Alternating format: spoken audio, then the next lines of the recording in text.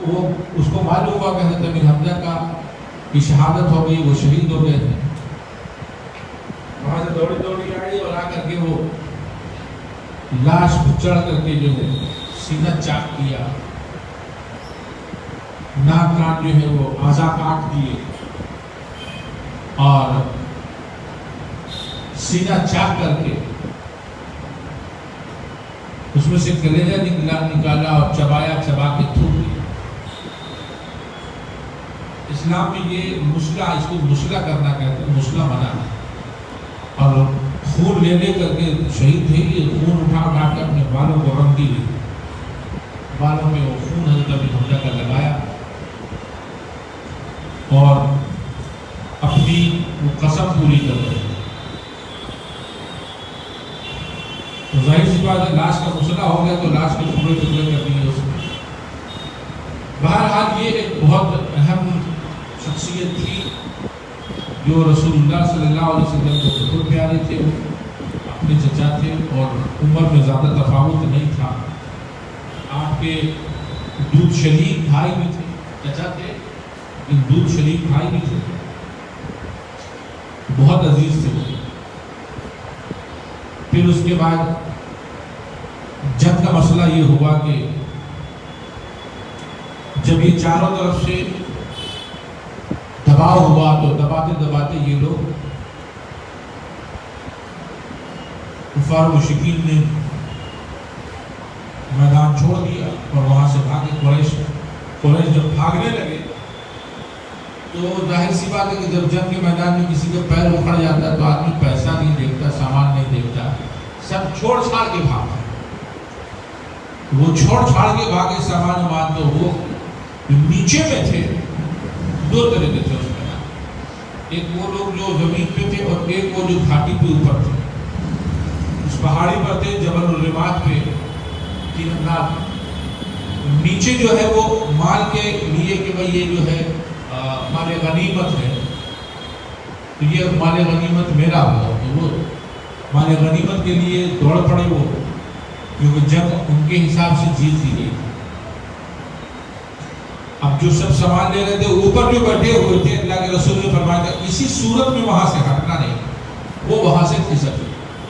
بہت سے لوگ وہاں سے چلے اور چل کر کے بولے کہ ہم جا رہے ہیں، لیکن کمانڈر نے کہا کہ حضور نے منع کیا نہیں جانا ہے. بعد میں سنی کہا کہ جنگ جیت لیا تو یہ سارا مال غنیمت لے لیں گے، ہم کو ملے گا نہیں کچھ، تو ابھی ہم جا رہے ہیں. ان کا کہنا یہ تھا کہ حضور نے بس اتنی دیر کہا ہے رہنے کے لیے جتنی دیر جنگ جیت نہ لے. اب جب کوئی جنگ جیت نہیں یہ بھاگے، لیکن حقیقت یہ وہ بھاگے نہیں تھے. خالد ابن ولید جو اس وقت ایمان نہیں لائے تھے اور وہ ایک حصے کی کمان اپنے ہاتھ میں لیے ہوئے تھے، تو وہ جو بھاگے ان کے کمان کے جو فوجی تھے وہ ان کو دور لے جا کے کھڑا کر کے رکھا اور وہ وہاں سے میدان کی سچویشن دیکھ رہے تھے. سچویشن دیکھا کہ یہ معاملہ وہ تو لوٹ میں لگے.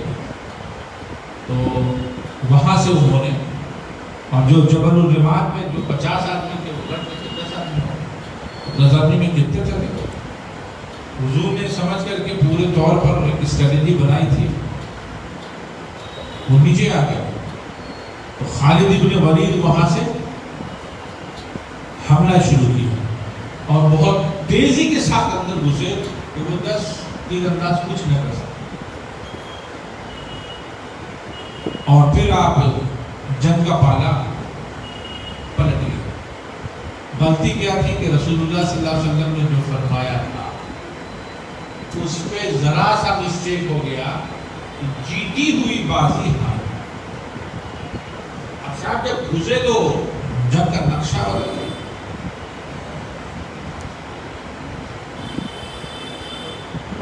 جنگ کا ایک دم نقشہ ہی بدل گیا. سعد ابن نبی تھے وہ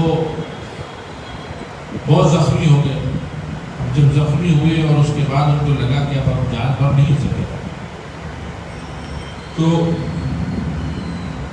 سمجھ گئے کہ ہم جا رہے ہیں. تو پوچھا کہ یا رسول اللہ کیا میں شہید ہوں؟ میں مر رہا ہوں، میں شہید ہو رہا ہوں. اللہ کے رسول نے فرمایا بلا شبہ تم شہید ہو. اور اس کے بعد جو ہے وہ جاتے جاتے انہوں نے کہا کہ سنو، میں تو جا رہا ہوں،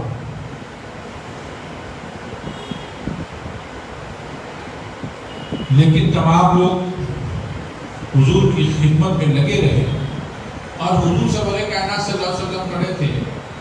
جنگ کے ماحول میں ظاہر سی بات ہے کہ افراتفری رہتی ہے، اور وہ بھی جب کہ جنگ جیتی بھی جنگ ہار، ظاہر سی بات ہے جس وقت جنگ کے موڈ سے ہٹ گئے اور سامان لوٹنے میں پڑ گئے،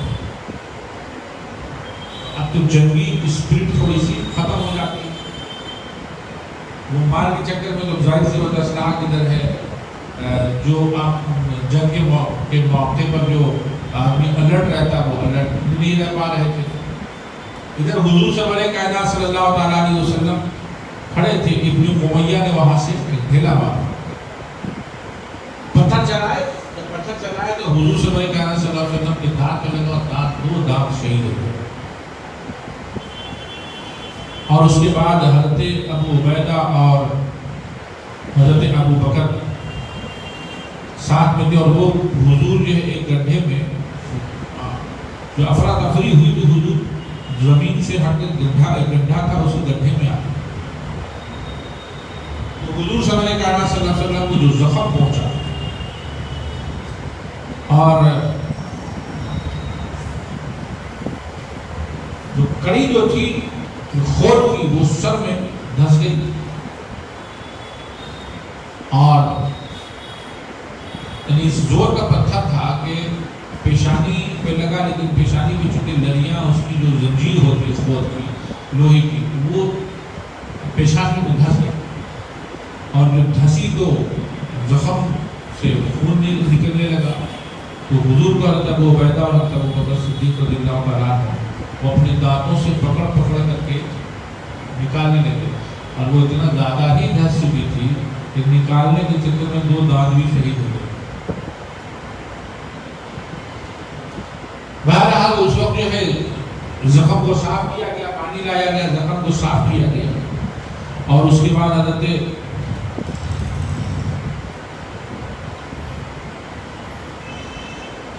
فاطمہ زہرا رضی اللہ تعالیٰ عنہ وہ بھی انہوں نے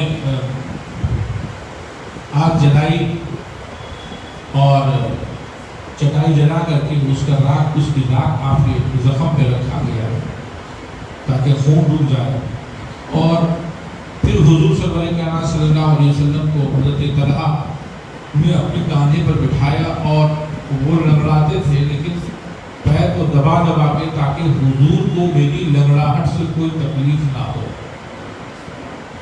پیر دبا کے چلے تو اللہ تبارک و تعالیٰ نے اپنے حبیب کے صدقے میں ان کی لنگڑاہٹ کو ہمیشہ کے لیے دور فرما دیا۔ جنگ کے حالات بدل گئے، جیتی بھی جنگ تھی وہ ایک دم ہارنے کے معاملات ہو گئے اس کے، اور جیت نہیں پائے۔ اور دوسری بات یہ ہوئی کہ صحابی تھے جو حضور کے ہم شکل تھے وہ شہید ہو گئے، تو خبر یہ ہوئی کہ حضور شہید ہو گئے، تو سب کو ایسا لگا کہ مانو زندہ رہنے سے کوئی فائدہ نہیں، اب جنگ لڑنے سے کیا فائدہ، حضور نہیں۔ کوئی بیٹھ گیا، کوئی گھس گیا، لڑتا ہوا گھس گیا اور شہید ہو گیا، کسی کی کوئی حواس بجا نہیں تھے، انہوں نے تلوار رکھ دی، اب کیا ہوگا؟ تو بڑی مایوسی آ گئی، اور حضور تو باحیات تھے، تو حضور صلی اللہ علیہ وسلم جو خود پہنے ہوئے تھے اس میں سے آگ نکل رہی تھی، انہوں نے اس آگ سے پہچان لیا کہ حضور، اور جب حضور کو دیکھا اور پہچان لیا تو وہیں سے حضرت کعب بن مالک نے پہچان کے وہیں سے چلانا شروع کیا کہ اے لوگوں کہاں جا رہے ہو، حضور تو یہاں ہے۔ اب جو یہ فرمایا تو حضور صلی اللہ علیہ وسلم کی ارد گرد سارے لوگ جمع ہونا شروع کر، اور جس وقت حضور پہ یورش تھی تو دیکھا صحابہ کرام نے کہ حضور جھک رہے ہیں، اور پھر کنکریاں ہاتھ میں اٹھاتے تھے اور پھینک دیتے تھے کچھ پڑھ، تو پھر وہ کفار مشرکین کا فوج پیچھے ہٹ جاتی اور پھر اٹھاتے، پھر ایسے پھینکتے، اور یہ سارے معاملات پھر ہوتے رہے، اور جب حضور معلوم ہوا کہ حضور باحیات ہیں، زندہ ہیں، شہید نہیں ہوئے، پھر یہ لوگ زور سے اپنے پورے زور لگا کر کے ادھر سے واپس آتے ہیں اور حضور کے ارد گرد آئے۔ اگر کوئی سواری پہ گھوڑا ہے، گھوڑے پہ گھوڑا مڑ نہیں پا رہا ہے تو اس سے اتر گئے اور حضور کو گھیر لیا۔ پھر حضور اپنے ساتھ لے کے پہاڑ پہ، احد کی پہاڑ پہ چڑھ گئے اور بیک ہو کر کے چڑھے۔ کسی نے کہا یا رسول اللہ ان کے لیے بد دعا کیجیے، یہ ایسے لوگ ہیں جو آپ جن کی خیر خواہی کر رہے ہیں، وہ آپ کے لیے اس قدر ظلم کرنے پر اتاروں کی جنگ کر رہے ہیں، اور بد دعا کیجیے۔ حضور نے فرمایا کہ نہیں، میں بد دعا کرنے والا بنا کے نہیں بھیجا گیا، کیونکہ جتنے بھی انبیاء کرام گزرے اور ان کی امت ملی اور حضور وہ نبی امت کے طور طریقے سے پریشان ہو گئے اور ہاتھ اٹھا دیا بد دعا کے لیے، یا اللہ یہ، یا پھر ہاتھ اٹھا دیا کہ یا اللہ تو جا، میری بات سنتے نہیں، اب تو جا۔ پھر اللہ تعالیٰ نے ان کو ہلاک ہی کر دیا۔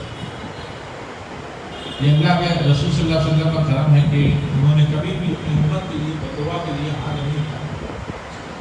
حضور نے فرمایا کہ یہ میں بد دعا کرنے والا بنا کے نہیں بھیجا گیا ہوں، اللہ انہیں ہدایت دے، یہ میرے مقام و مرتبے کو نہیں جانتے، اللہ نے ہدایت دیا۔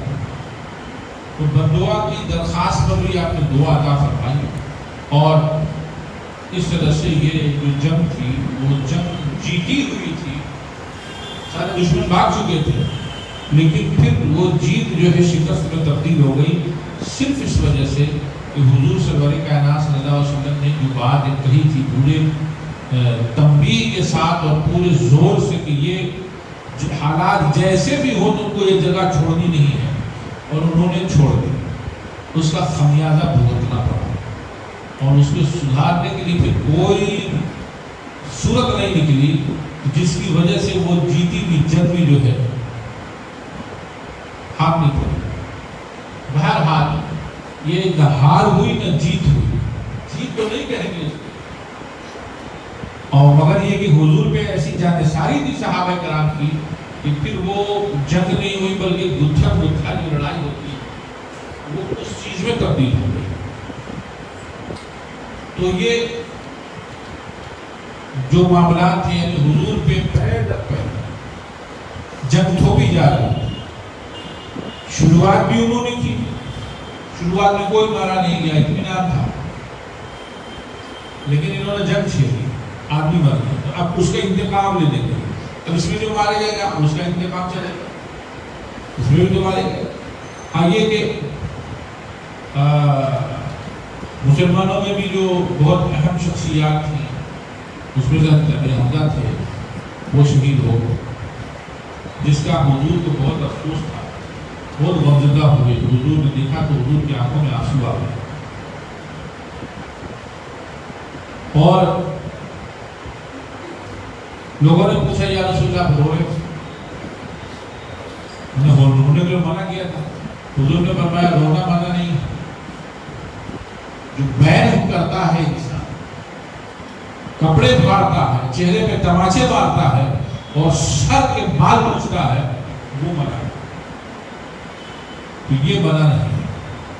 اس لیے کہ دل پہ جب چوٹ لگتی ہے تو انسان روتا ہے، آنکھوں سے آنسو جاری ہو جاتے ہیں، تو پھر اس کے بعد یہ دونوں چیزیں چلتی رہتی تھی کہ کبھی جب اللہ کے رسول صلی اللہ علیہ وسلم کی حیات طیبہ ہمارے لیے بہترین نمونہ اسوہ ہے، وہ اس لیے کہ حالات جتنے بھی خراب ہوں، حضور نے کام اور ترقی اور آگے بڑھنے کا جو پروسیس تھا اس کو کبھی روکا نہیں، دین کی تبلیغ چلتی رہی، جنگ تھوپی ہوئی جنگ کا دفاع بھی کرتے رہے، اور فتنوں کا سرتباب کرتے رہے، سازشوں کے تار و پود بکھیرتے رہے اور آگے بڑھتے رہے۔ ہمارے لیے اس سے بڑا اسوہ کیا ہے؟ کبھی بھی انہوں نے اپنے بازو نہیں سمیٹے، کبھی بھی انہوں نے सामने आने वाली परेशानी को छोड़ा नहीं, बल्कि उससे निपटे और नबूदाजमा हुए और उस परेशानी को दूर कर दिया। लेकिन ये भी नहीं किया कि तरक्की रोक ली, बल्कि तरक्की करते रहे, कदम उठाते रहे और मंजिल मकसूद की तरफ बढ़ते रहे। तो दावत तबलीग का मसला भी था। और दावत तबलीग में बहुत नुकसान भी उठाना पड़ा और बड़ी कुर्बानियाँ देनी पड़ी। जाहिर सी बात है कि कोई भी आए तो दुनिया है, बच्ची की तुम आए हो और आगे कहे कि हुजूर मेरे इलाके में लोग इस्लाम लाना चाहते हैं या इस्लाम ला चुके हैं, लेकिन उनको मसले मसाइल नहीं मालूम, नमाज नहीं मालूम, रोज़ा नहीं मालूम, हज नहीं मालूम, ज़कात नहीं मालूम। इस्लाम के अहकाम नाजिल हो चुके हैं उस वक्त तक, उसके बारे में किसी को कुछ मालूम नहीं दिया। रसूलुल्लाह आप कुछ आदमी दीजिए कि हम लोग ले जाए अपने इलाके में और ले जा करके हम लोग उससे दीन सीखें। इससे अच्छी बात क्या होगी? हुजूर की यही ख्वाहिश थी कि 4 हिजरी में सफर का महीना था, तो बनी किरार का जो सरदार अबू बरा वो हाजिर हुआ और उसके बाद उसने कहा कि हुजूर ऐसा ऐसा मसला। अबू बरा जो नदी का रईस था, उसने भेजा है आपको कुछ लोग दीजिएगा कि दीन की बात सीख सके। हुजूर ने नदियों की तरफ से खतरे का इजहार फरमाया था, लेकिन बहुत मोहब्बत नहीं। लेकिन बहरहाल आप जब दीन की बात आई कि आप दीन के का काम करना है और पैगाम खुदा आगे बढ़ाना है, तो आपने मुबल्लिगीन भेज दी। 70 कुर्रा थे, 70 जो कारी बोलते थे। हमारे यहाँ जो कारी है वो अलग, उनके यहाँ जो कारी बोलते थे। कारी के माने हम लोग कहते हैं कि जो कुरान की तिलावत तिलत के साथ, तिलत के माने पढ़ना ही होता है, लेकिन तजवीद के साथ पढ़े, हम लोग उसको कारी कहते हैं। लेकिन उस वक्त के बारे में जो कारी आता है, उसका मतलब है कि कुरान का आलिम, कुरान उनको हिफ्ज़ भी होता था, याद होता था, तो सीना कुशादा होता और उनकी जो मेमोरी बड़ी शार्प होती।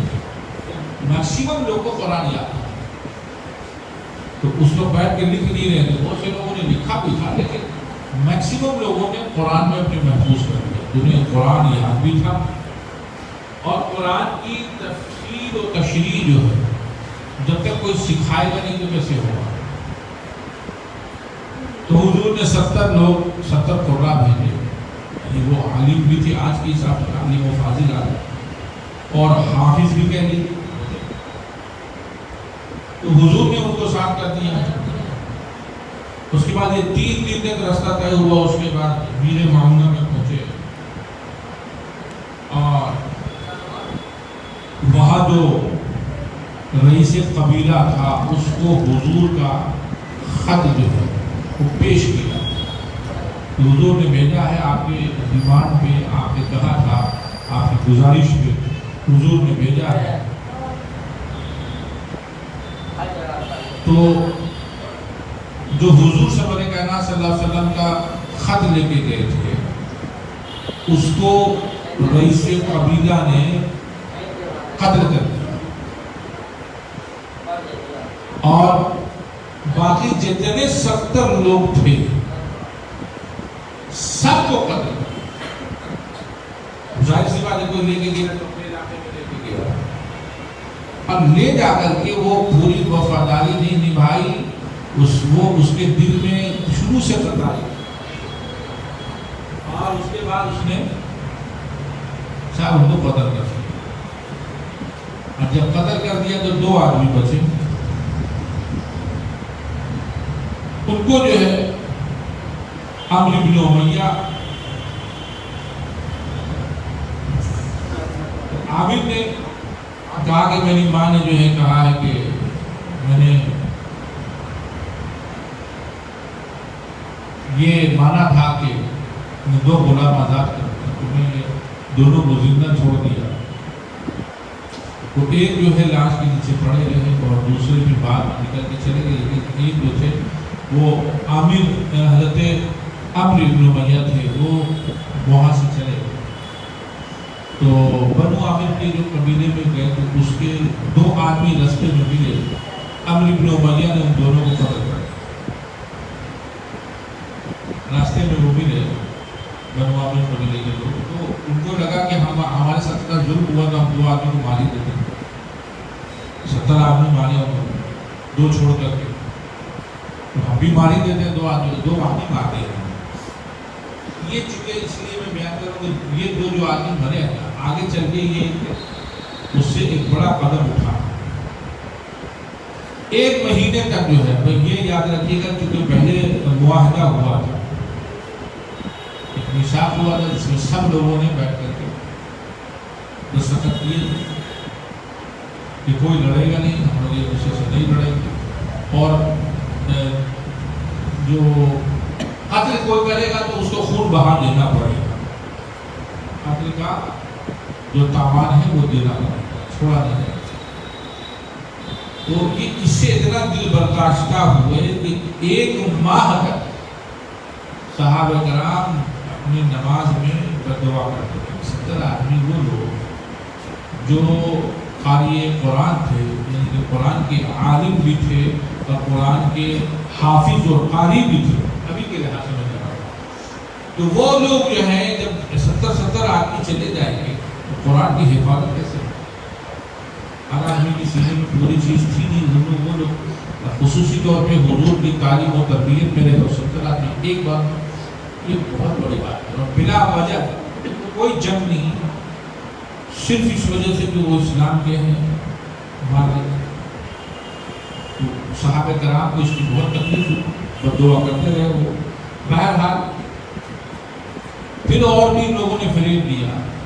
ایک قبیلہ پھر آیا عزل, قبیلہ عزل اور قبیلہ قارا کے لوگ نے اور آ کر کے وہی کہا کہ یا رسول اللہ ہم کو ہمارے علاقے میں دین تو آیا ہے لیکن دین سیکھنا ہے. تو آپ ایسا کیجیے کہ کچھ لوگ بھیجیے اور بھیجا جاتا تھا لیکن کچھ جگہ پہ روکا دیا. اب اس میں سے عزل اور قارا کے لوگ بھی تھے. انہوں نے جب مانگا تو حضور صلی اللہ علیہ وسلم نے 10 مبلغ بھیجے حضرت عاصم بن ثابت کے سر کر دے. یعنی کہ حضور جب بھی کوئی وقت بھیج لیے تو وہ جب بھی وقت تھا لیکن کسی نہ کسی کو امیر بنا دیتے. تو یہ سمجھ لیجیے ہر سفر کیجیے تو کسی کو امیر بنا دیجیے. گھر میں ہے تو کوئی ایک آدمی ہونا چاہیے جس کی بات سنی جائے. تو یہ ایک اسلامی سسٹم ہے امیر کا. تو حضور نے حضرت عاصم بن ثابت کو کہ زیر اہتمام ان کو بھیجا گیا 10 مبلغین کو. تو جب یہ لوگ رجیب میں پہنچے, مقام رجیب میں تو دیکھا کہ 200 تیر انداز گرے گئے. تو یہاں پر بھی انہوں نے غداری کی, بے وفائی کی اور صاحب وہ جو ہے ان کو گھیر دیا. 200 تیر انداز نے جب گھیرا 10 آدمی کو وہ سمجھ گئے کہ معاملہ اب ختم ہو چکا ہے, یعنی یہ ہم کو شہید کر دیں گے اور کوئی مطلب ہی نہیں. تو بات چیت اب نہیں. وہ ٹیلے پہ چڑھ گئے اور ٹیلے پر چڑھنے کے بعد وہ ایک طرح سے شیلٹر لیا اور اس کے بعد انہوں نے ان لوگوں نے کہا کہ نیچے آ جائے, کوئی بات نہیں ہے, ہم لوگ جو ہے آپ کو پناہ دے رہے ہیں. انہوں نے کہا ہم کو آپ کی پناہ چاہیے کیونکہ ہم کو وہ دیکھ چکے تھے کہ یہ کس طرح سے غداری اور بے وفائی کرتے ہیں اور دھوکہ کرتے ہیں, فریب دیتے ہیں. لہٰذا ان کو معلوم ہے کہ یہ نیچے نہیں بلا رہے ہیں بلکہ یہ شہید کرنے کے لیے بلا رہے ہیں. مانا یہ آسانی سے معاملہ ہو جائے, یہ آسانی سے قتل کر دیں. انہوں نے کہا نہیں. اور حضرت عاصم بن ثابت نے اپنے جو لوگ بھی تھے 10 آدمی ان سے کہا کہ سنو اب ہمارے پاس ایک ہی رستہ ہے, وہ رستہ ہے کہ ہم لڑ کے مرے تو لڑ کے مرے. لہذا ہم لوگ سرنڈر نہیں کریں گے اور تیار ہو جاؤ کہ لڑ کے مرنا ہے. تو مرنا تو ہے, یہ شہید ہونا یہ تو طے لگ رہا ہے کیونکہ یہ 200 تیر انداز ہے. جب تیر چلے گا تو ظاہر سی بات ہے بچنا مشکل ہے، تو ہم لوگ لڑتے ہوئے شہید ہوں. یہ لوگ لڑنے کے لیے تو تیار ہو گئے اور اس کے بعد لڑتے رہے شہید ہو گئے. جب ان کے انتقال ہونے لگا تو انہوں نے دعا کی کہ یا اللہ میری اس سے دعا ہے کہ میری اس بے کسی اور بے بسی کو یہ خبر میرے نبی کو کرو، آقا کی بارگاہ میں یہ خبر پہنچا دے یا اللہ کہ ہم لوگوں کو ان لوگوں نے جو شہید کیا ہے ہماری بے کسی اور بے بسی کے ساتھ، وہ اللہ کے رسول کو خبر مل جائے. اور دوسری دعا کی کہ یا اللہ ہم لوگوں کی لاش ان کے ہاتھ نہ رہے. اللہ نے دعا کرنا قبول فرما لی اور حضور بیٹھے تھے. انہوں نے کہا کہ عاصم اور ان کے جو ساتھ گئے تھے وہ لوگ بھی ان کی فریب کا شکار ہو گئے اور لوگوں نے ان کو شہید کر دیا. اللہ کے رسول صلی اللہ تعالیٰ علیہ وسلم وہیں بیٹھے ہوئے خبر دے رہے ہیں اور اللہ نے دوسری دعا قبول یہ فرمائی کہ جب وہ شہید ہو گئے تو اللہ نے زبردست شہد کی مکھیاں بھیجی کہ وہ آئی اور پورے جتنی لاشیں تھی 10 لاشوں کو گھیر لیا. تو اب ظاہر سی بات ہے کوئی شک نہیں پایا، سب دور رہے. جب وہ لوگ چلے گئے تو اللہ تبارک و تعالیٰ نے اس زور کی بارش بھیجی کہ سیلاب کی صورت ہو گئی اور وہ لاشوں کو بہا کے نہ جانے کہاں لے گئے. اللہ کی جہاں مرضی ہوگی چلے، لاش ان کے ہاتھ میں نہیں ہوئی. یہ دونوں دعا ان کی قبول ہوتی ہے. اور میں یہ عرض کر رہا ہوں کہ یہ اللہ کے رسول صلی اللہ علیہ وسلم اور ان کے صحابی اور لوگوں کی بے شمار اور لاتعداد قربانیوں کے بعد یہ اسلام ہم لوگوں تک پہنچا ہے. اتنی آسانی سے نہیں پہنچا ہے. کبھی جنگیں ہو رہی ہیں، کبھی ایسے لوگ شہید ہو رہے ہیں، علماء اور قراء اور حفاظ یہ شہید ہو رہے ہیں. تو دین کی تبلیغ میں ان لوگوں کا بھی بہت بڑا ہاتھ رہا اور یہ شہادتیں جو ہیں اللہ کے نزدیک بہت بڑا رتبہ رکھتی ہیں. وہ شہید ہو گئے. بہرحال جو میں نے پہلے عرض کیا تھا کہ عمرو بن امیہ جو ہے بنو عامر کے لوگوں کو قتل کیا تھا، تو حضور نے کہا کہ ٹھیک ہے یہ جو بنو عامر نے کیا ہے، یہ عمرو بن امیہ نے کیا ہے، اس کو ہم دیں گے. اس کا جو خون بہا ہے وہ میرے اوپر ہے، لیکن آپ نے بھی جو قتل کیا ہے اس کا بھی آپ کو خون بہا دینا ہوگا. آپ کو بھی پیمنٹ کرنا ہوگا. بنو نذیر کے بھی ذمے میں فدیہ تھا. بنو نذیر یہود قبیلہ تھا. انہوں نے بھی، یہ بھی لوگ بڑے فتنے باز. انہوں نے کہا، حضور نے کہا کہ ٹھیک ہے چلو ہفتے کا دن ہے اور ہفتے کا جو دن ہوتا ہے یعنی سنیچر کا دن، وہ دن جو یہود کے نزدیک بہت ہی معتبر ہوتا ہے. جیسے ہمارے یہاں جمعہ معزز اور مقدس دن ہے، اس دن وہ شکار کرتے ہیں، نہ کوئی لڑائی جھگڑا، وہ سب ان کے یہاں اس دن بنا ہوتا ہے. تو حضور کو معلوم نہیں لہٰذا حضور نے کہا کہ ٹھیک اس ہفتے کے دن چلتے ہیں. کہا کہ آ جائیے. حضور نے خبر بھجوائی کہ میں آ رہا ہوں بات کرنی ہے. ٹھیک ہے تشریف لائیے. بہت میٹھی بات کرتا ہے. بہت بار ایسا ہوتا ہے کہ اندر سے بہت زہر ہے، تو زہر بھرا ہوا. کہا آ جائیے تشریف لائیے. تو حضور نے کہا ٹھیک ہے چلنا چاہیے. اب ان لوگوں کی بے وفائی کو دیکھیے اور غداری اور مکر و فریب. بلایا بڑے پیار سے. حضور بات کرنے کے لیے یہی گئے تھے کہ جو لوگ مارے گئے ہم ان کا خون بہا دیں گے، مگر جو میرے بھی آدمی مارے گئے ان کا بھی تو خون بہا تم کو دینا ہوگا. وہ صاحب حضور صلی اللہ علیہ وسلم تشریف لے گئے اور ایک گھر کے نیچے بیٹھے. حضور کو بٹھایا، خاص جگہ پر تشریف رکھتے. اور یہاں پر ان لوگوں نے یہ سیٹ کر رکھا تھا کہ پیچھے سے چھت پر ایک صاحب کو بھیجا جاؤ جا کے چھت سے پتھر گرا دینا تاکہ محمد صلی اللہ علیہ وسلم شہید ہو جائے. یعنی حضور کو قتل کی کہ حضور کے قتل کی پوری سازش تھی. اس سازش سے خوف شروع سے تو حضور وہاں بنا کے بیٹھے اور اس کے بعد جب انہوں نے سازش کی تو اللہ تبارک و تعالیٰ نے اس سازش کی خبر کر دی. حضور اٹھے اور اس کے بعد چلے گئے. خبر ملی کہ اب ٹھہرنا ٹھیک نہیں. حضور بھی اور چلتی حضور بھی چلتی. بنو نذیر نے کہا کہ پھر وہ دعوت دی دوبارہ کہ آ جائیے ہم لوگ بات کرتے ہیں. حضور نے فرمایا نہیں,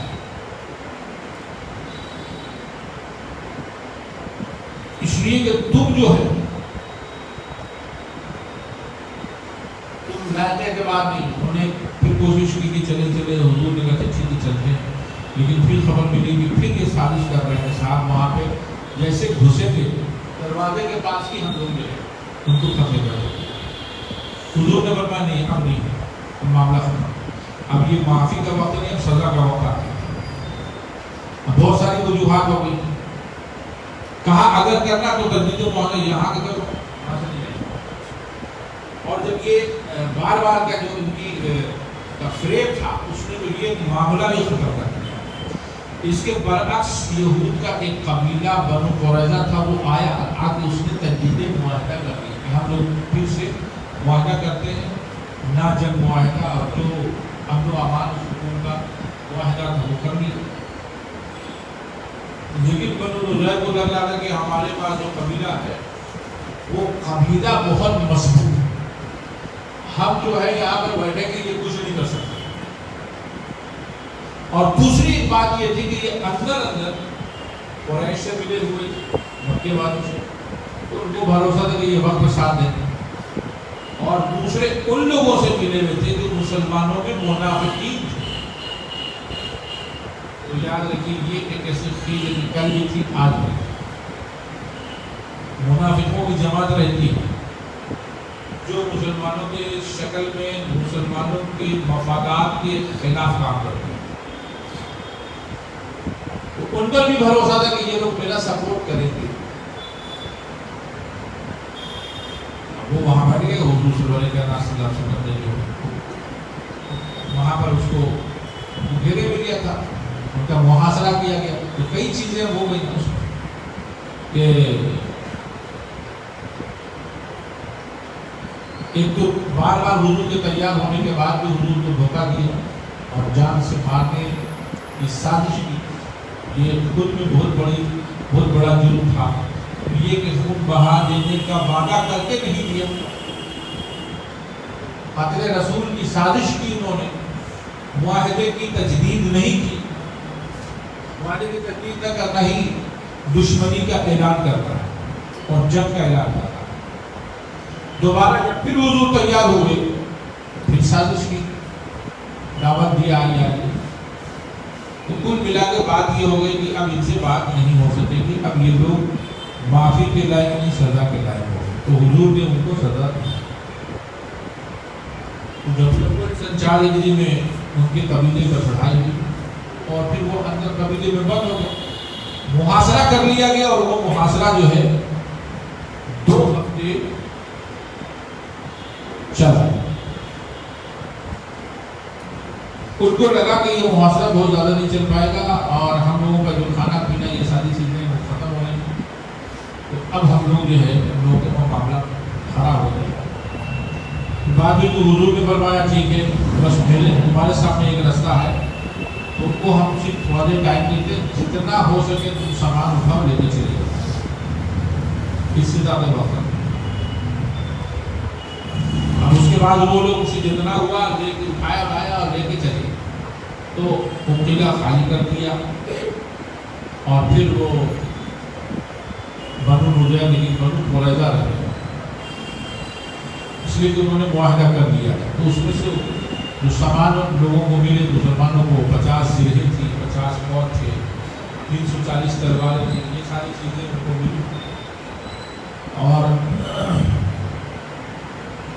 تو یہ دو چیزیں تھیں اس میں یہود کے تعلق سے یہود کی سازشوں کا سلسلہ چل رہا تھا، اور اب یہود کے تعلق سے جو معاملہ ہوا کو نکالا گیا تو یہ قریش کے ساتھ مل کر کے پورے علاقے میں ایک طرح کی آگ لگا دی مسلمانوں کے خلاف، تو ایک ماحول پیدا کر دیا جنگ کا۔ اب آپ سوچئے کہ حضور تو اٹھ کر کے تمام مظلوموں کو لے کر کے مکہ چھوڑ کے مدینے آ گئے۔ شروعات کس نے کی؟ ابو جہل نے شروعات، لڑیں گے ہی لڑیں گے، لڑیں گے ہی لڑیں گے، لیکن سب لوگ اگر نہیں لڑو۔ اس کا خمیازہ پوری تاریخ نے دیکھا کہ کتنے آدمی شہید ہو گئے، کتنے آدمی ادھر کے مارے گئے۔ حضور نے تیاری شروعات نہیں فرمائی، تاریخ گواہ ہے۔ تو ایک آگ سی لگی کہ بھائی یہ تو بنو نضیر کو انہوں نے ہٹا دیا اور جنگ احد کر لیا، جنگ بدر کر لیا، تو یہ لوگ سب مل کے ایک سازش شروع کر دی اور حملے کی تیاری کر دی۔ اب اس میں جو ہے کئی جنگیں جو چھوٹی چھوٹی جنگیں ہوتی رہی، اس میں جو ہے معلوم ہوا کہ جب حملے کی تیاری ہو رہی ہے تو حضور صلی اللہ علیہ وسلم تیار ہوئے۔ 5 ہجری سن 5 ہجری محرم کا مہینہ تھا، تو حضور جو ہے معلوم ہوا کہ بنو غطفان جو ہے حملہ آور ہوں گے، بنو محارب و بنو سالبہ کے ساتھ یہ قبیلے تھے، ان کے ساتھ وہ حملہ کریں گے۔ تو حضور صلی اللہ علیہ وسلم نے 400 صحابہ کرام کو لیا اور ان کی طرف بڑھے، وہ جمع تھے، یہ خبر صحیح تھی، جمع تھے۔ تو حضور وہاں پہنچے اور جب پہنچے تو وہ لوگ بھاگ گئے۔ تو جنگ کا ایسا جو معاملہ تھا اور ایسی سچویشن تھی کہ کسی وقت بھی کسی طرف سے حملہ ہو سکتا ہے، تو اس وقت حضور نے صلاۃ الخوف پڑھی۔ ایسے حالت میں نماز پڑھی جاتی ہے، کچھ پڑھا پھر چلے، پھر دوسری جماعت پڑھی، پھر وہ بھی پھر پڑھا، تھوڑا تھوڑا کر کے پڑھتا ہے۔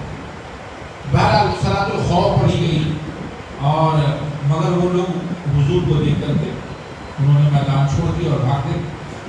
اسی طرح سے پھر اور بھی چھوٹی چھوٹی جنگیں ہوتی رہی، لیکن اس جنگ میں خاص بات یہ ہے کہ حضور کو ذہنی طور پہ پراگندہ پریشانی ہوتی، فلاں طرف سے حملہ ہو رہا، اب اس کا تدارک کیسے کرنا؟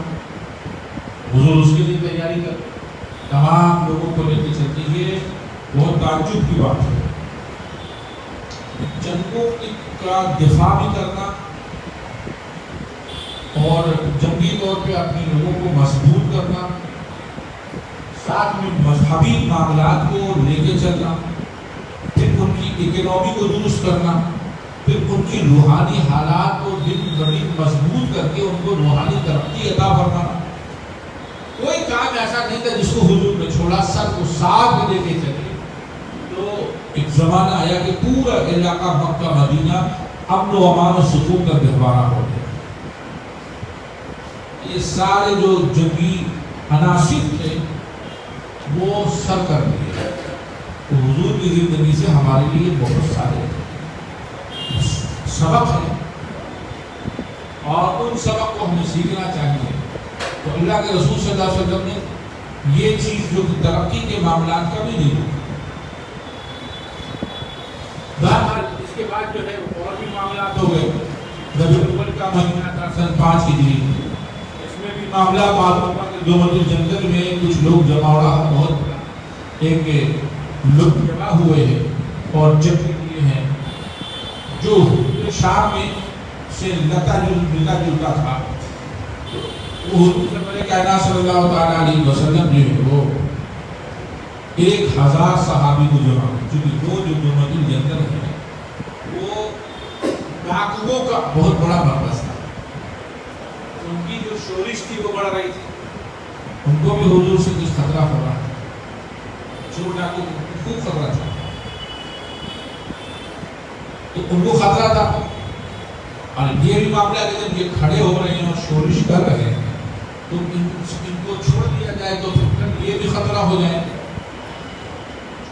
جب حضور کو معلوم ہوا تو حضور 1000 صحابہ کرام کو جمع فرمایا اور 1000 کی فوج کو لے کے چلے. اور جب لے کے چلے تو جب وہاں معلوم ہوا کہ حضور آ رہے ہیں 1000 آدمی لے کے، وہ سب کے سب آ گئے. اس طرح کی چیزیں ہوتی رہی کہ حضور جاتے اور چھوٹ چھوٹ باتیں ہوتی یا وہ حضور کی تعداد کو دیکھ کے یا آنے کو دیکھ کر.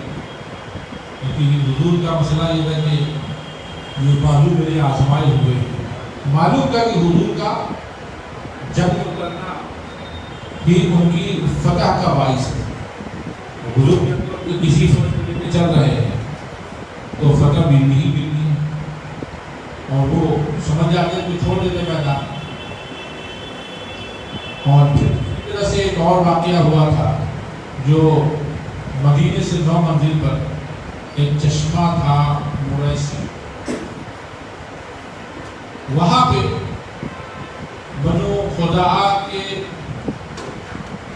کے حلیف جو ایک شاخ تھے بنو مشترک کر کے وہ لوگ جو ہیں رہتے تھے. وہ جو قریش نے کہا کہ مدینے میں تم کو حملہ کرنا، کیونکہ ان کے جو ہے حلیف تھے ان کے allies سے.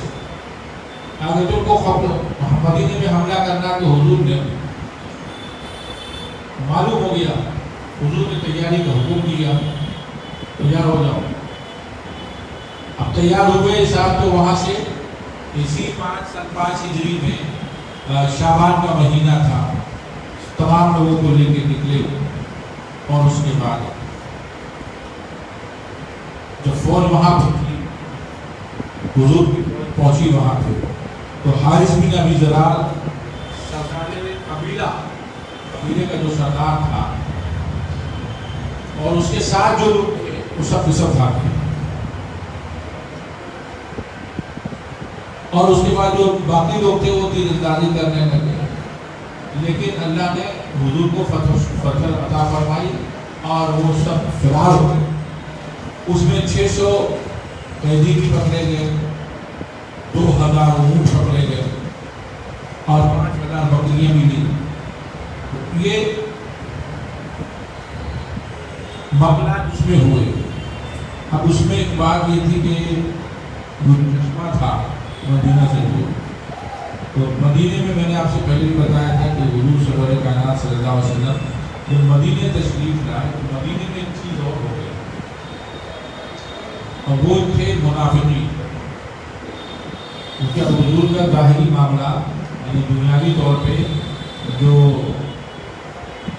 دبدبہ اور حکومتی طور پہ توسیع ہو تو اس میں منافقین بھی ساتھ تھے.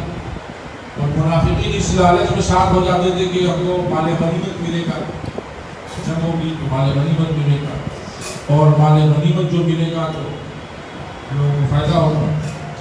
تو 2 وجہ ہوتی تھی کہ ایک تو مال غنیمت دینے کی بات ہوتی ہے اور دوسری بات تھی کہ کسی صورت سے ہم لوگ ان کے درمیان پھوٹ ڈالتے ہیں.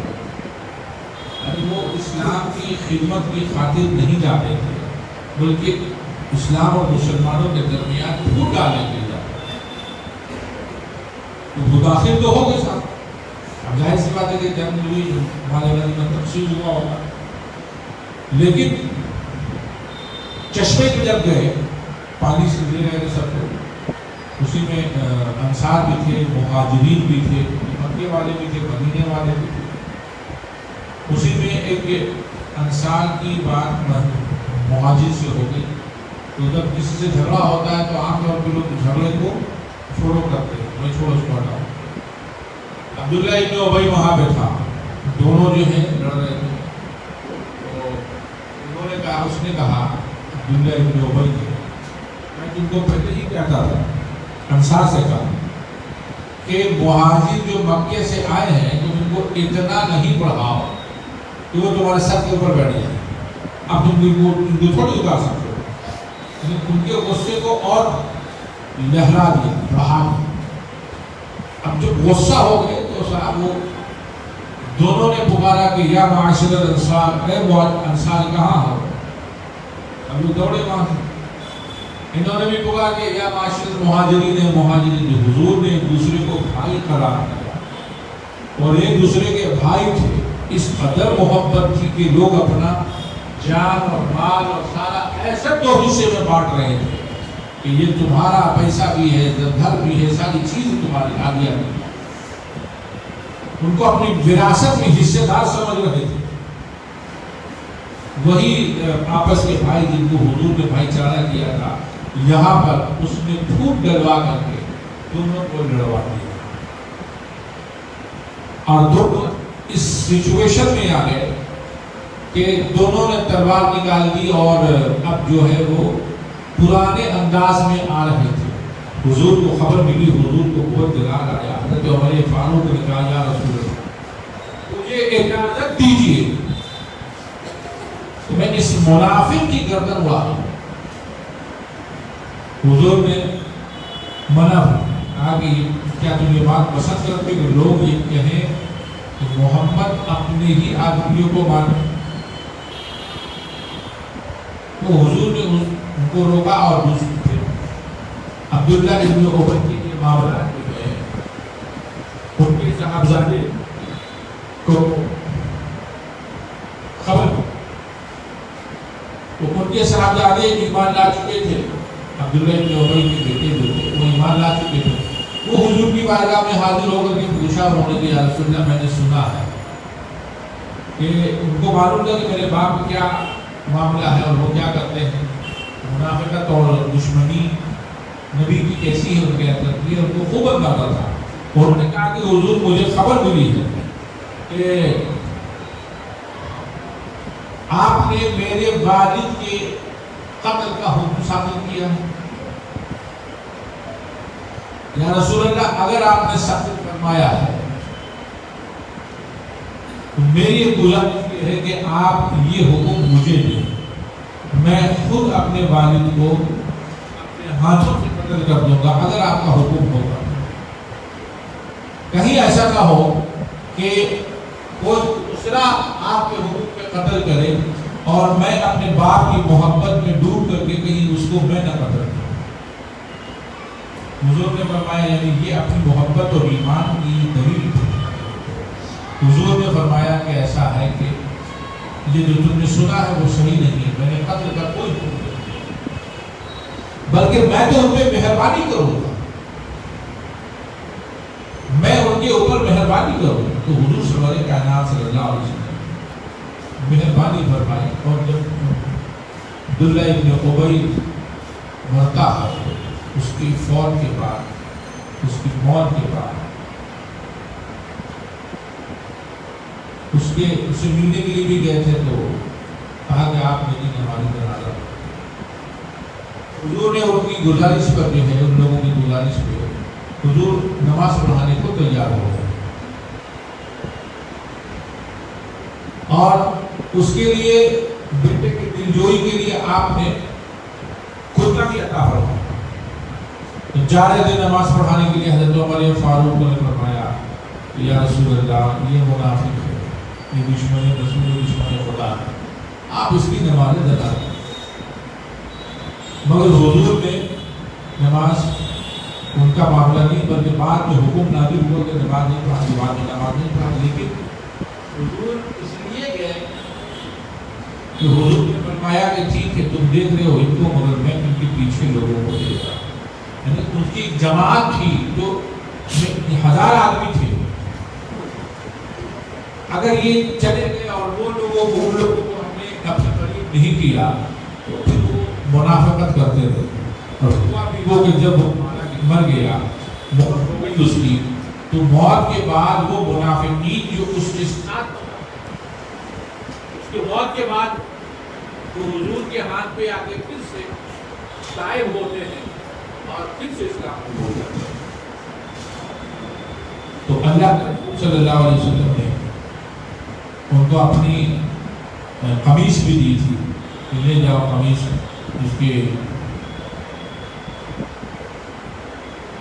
جنازے اور اس کی کفن کے لیے اور پھر نماز کے لیے بھی تیار ہو گئے، قبر پہ کھڑے ہونے کے لیے تیار ہو گئے.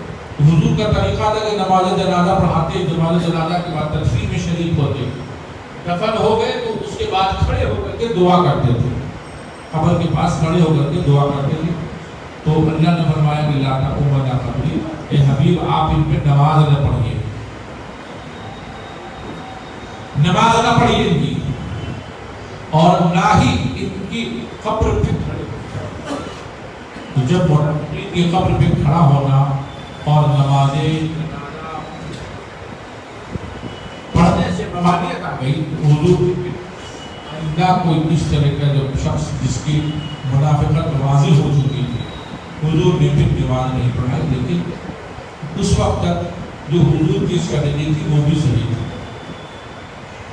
انہوں نے آپ سے بتایا. لہذا یہ اللہ کے رسول صلی اللہ علیہ وسلم کی رحمت تھی کہ اس رحمت کے زیر سایہ جو بھی آتا تھا خوب نوازا جاتا، خواہ وہ اپنی زندگی دشمنی رسول میں گزارتے. یہ بھی ہمارے لیے اسوہ ہے کہ جو دشمنی میں گزارتے آپ کے، اس کے ساتھ اچھائی کرنا یہ نبی کا طریقہ. حضور کا قول ہی ہے کہ جو تم پہ ظلم کرے تم اس کو معاف کر دو، جو تم سے رشتہ داری کاٹے اس کے ساتھ مل جاؤ، جو تم سے وحشت اللہ من ساحلے، جو تم سے تمہارے ساتھ برا کرے اس کے ساتھ حسن سلوک اچھائی کرو. تو اللہ کے رسول صلی اللہ علیہ وسلم کا حکم بھی تھا، یہ کام بھی ہے، اور حضور کا یہ کردار. تو اللہ تبارک و تعالی ہمیں اور آپ کو سرکار دو جہاں صلی اللہ علیہ وسلم کی سنت چلنے کی توفیق عطا فرمائے، اور آپ کی سیرت سے سنانے اور اس پر عمل کرنے کی توفیق عطا فرمائے. وآخر دعوانا الحمدللہ.